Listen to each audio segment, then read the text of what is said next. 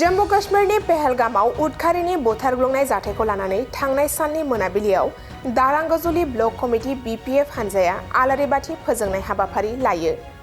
थांनाय 22 एप्रिल खालाराव जम्मू काश्मीरनि पेहेलगामाव पाकिस्तानी उदखारिफोरा इनाय अनागारै सरासनस्रा हिन्दु दावबायारिफोरनि सायाव गुलि गावग्लुंनानै सा 26निबो बांसिन सुबुंफोरनि जिउ फोजोबनाय जाथायखौ लानानै दुखु फोरमायथिनायजों आलारि बाथि फोजोङो तामुलपुर जिल्लानि आवथियाव थानाय 22 नं दारांगाजुलि ब्लक कमिटि BPF हानजाया। पाकिस्तानी उदखारिफोरा सरासनस्रा हिन्दु सुबुंफोरखौ थांखिनानै जिउ फोजोबनाय जाथायखौ सोंखारिनायजों लोगोसेनो दुखु मोननायखौ आलारि बाथि फोजोंनायनि गेजेरजों मिथिहोयो।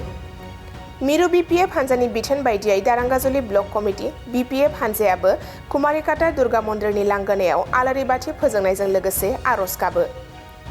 तामुलपुर बियाबनि बारग' MLA इमानुएल मुसाहारिया बे आलारि बाथि फोजोंनाय हाबाफारियाव बाहागो लानानै बुंथियो दि पाकिस्तानी उदखारिफोरा सरासनस्रा सुबुंफोरनि सायाव बेफोरबायदि गुलि गावनानै गाग्लोबनाय जाथाया सोंखारि जाथाव। बेफोरबायदि उदखारिफोरखौ सरकारा गोख्रों राहा लानायजों दबथायनांगौ होनना बुंथियो।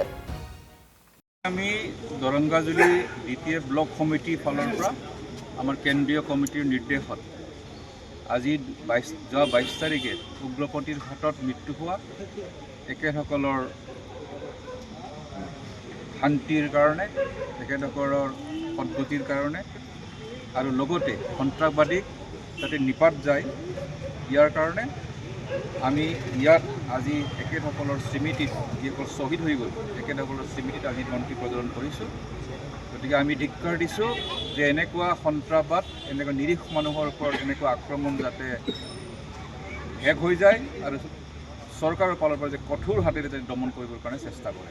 এইটো আমাৰ ফালৰ পৰা অনুৰোধ আৰু সন্ত্ৰাসবাদে যাতে এনেকৈ বিয়পাব নোৱাৰে শান্তিকামী ৰাইজৰ মাজত। গতিকে সেইটো আমি কামনা কৰিছোঁ আৰু আমাৰ যিসকল শ্বহীদ হৈ গ'ল তেখেতসকলৰ যাতে শান্তি থাকে তেখেতসকলৰ স্বৰ্গস্থান লাভ পায় ইয়াৰ কাৰণে আমি কামনা কৰিছোঁ।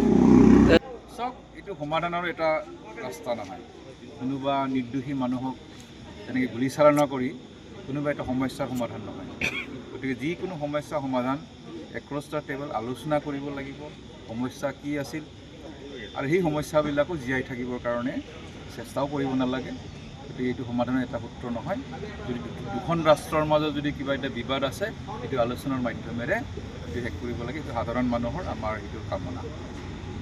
कम्पिउटार कर्सनि सोलोंथाय लानो गोसो गुदुं सुबुंफोरनि थाखाय गोजोनथाव खौरां। कम्पिउटार कर्सनि थाखाय बेसेन नाङा जासे मुं थिसननायनि खाबुखौ लानानै फैदों क'क्राझार सहरनि खोदोमथलायाव थानाय MS फ्लाइंग रुट इनस्टिट्यूशना। बयखौबो तो बेहाय क'क्राझार सिङाव थानाय खोदोमथला फ्लाइंग रुट इनस्टिट्यूटा हस्पिटेलिटी मैनेजमेंट आरो एविएशननि अनगायै कम्पिउटार कर्सखौबो लन्च खालामनाय जादों गोदान। तो बेहाय दा फ्री एडमिशन सोलिगासिनो दङ। जेरै जोङो जाभास्क्रिप्ट वेब डिजाइनिं CC प्रोग्रामिं बेखौ गासिखौबो होनाय जागोन। तो जायफोर कैंडिडेटफोरा गोसो दङ बेहाय माने थाबैनो रेजिस्ट्रेशन खालामनो हागोन। एडमिशन फ्री सोलिगासिनो दं।